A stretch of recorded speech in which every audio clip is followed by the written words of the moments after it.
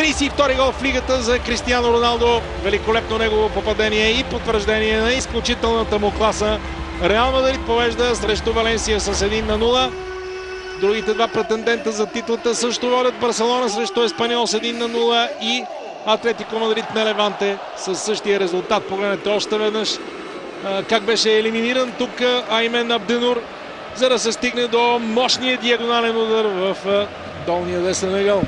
В един момент, малко преди да завърши първото по време, Реал отбелязва второто си попадение.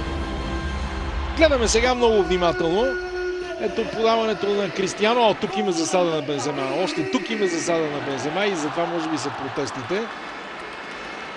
След това Бензема пак беше в засада, но в тази ситуация специално всичко е коректно. Защото именно от кръка на Жоао Кансело топката стигна до французи. Ето вижте този момент. Да, тук засада няма, но ми се струва, че и при подаването на Меси. Варан изчисти лошо и това е гол. 2-1. Валенсия успява да върне едно попадение. Матчът ще стане много интересен. Въпреки усилията на Марсело. Още веднъж всичко дойде от пробива на Андре Гомес. Лошото изчистване на Рафа Варан. И удара на Родриго. 33-то в лигата.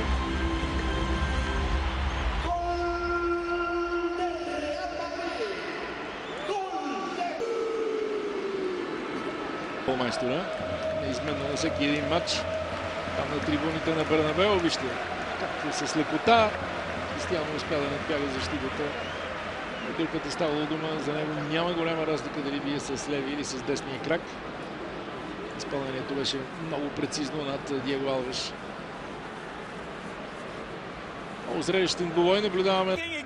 Rodrigo, who looked as if he was going to put it in an open net until the green octopus spread his tentacles and denied again for the umpteenth time. And I don't want to hear your stats saying it's 4-5. Gomez! And he cannot stop this one. Andre Gomez misses from point blank range.